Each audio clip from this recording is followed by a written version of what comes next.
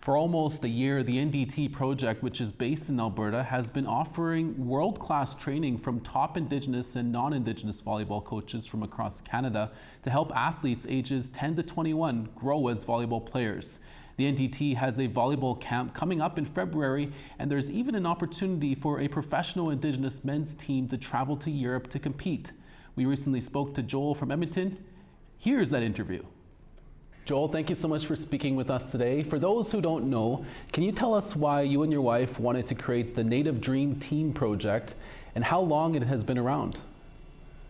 Yeah, so it kind of dates back to my whole journey of becoming a volleyball player and kind of lack of resources in our more remote and northern Indigenous communities.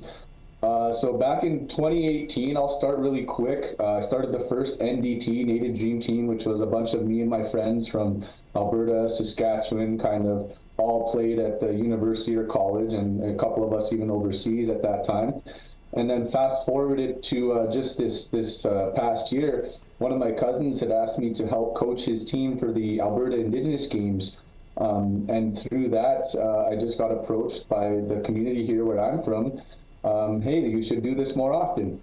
So we started the NDT project in July, I guess. I want to say we started doing our first camps in June, registered in July. And yeah, I guess kind of the main reason we did it is to provide Indigenous kids with more resources to be able to excel in sport and kind of have that team environment. We provide a lot of leadership. Our medicine wheel camp focuses on obviously our 4 aspects of spiritual, emotional, physical, and mental health. So we're really focused more on developing the person more than the athlete as well, and kind of providing avenues to post-secondary institutions, and if they want to go that far, professional experiences. That's great to hear, Joel. Can you tell us what kind of reactions you get from Indigenous youth who take part in this project, and what kind of doors it opens for them when they get to take part in an opportunity like this?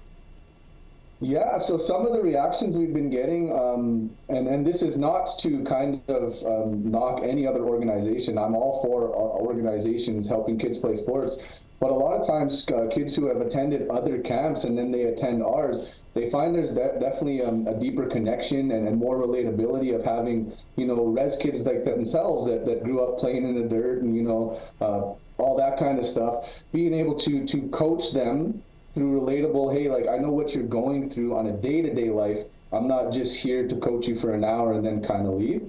So we've been getting a ton of great feedback. Almost everywhere we went, we've been invited back. The kids are loving it. We do Instagram posts and stuff with them. And sorry, can you elaborate on the second part of that question again?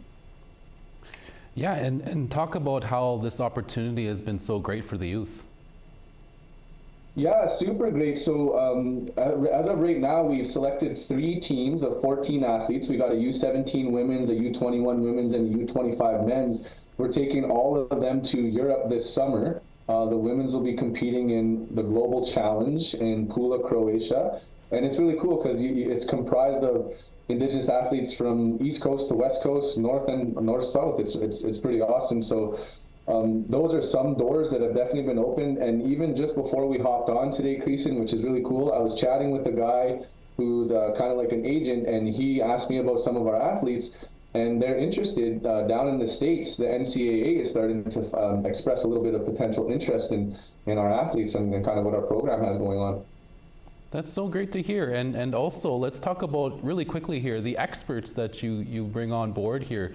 Talk about their expertise and what are their backgrounds in volleyball. Well, so far we've been kind of keeping it to mostly just people in my network. My brother, some friends that have went to play college or university, went to play overseas, and have also coached youth in other areas. We've been collaborating with former Olympians. We haven't had a chance for them to come out yet, but they're definitely very interested in helping us. Guys that played with the men's national team and things like that. And I don't know, it just keeps growing and growing, Creason. Like, we meet new people like yourself every day that are just hearing about us, and we just keep going. Last question, Joel. Where can Indigenous youth ages 10 to 21 sign up and find out more information? Yeah, so we're on all social medias. We do most of our activity on Facebook and Instagram, which I'm also learning is not a lot of the youth use those platforms anymore. So I guess we're aging out a little bit, but we're also on Snapchat and TikTok. You can go to the nativedreamteam.com.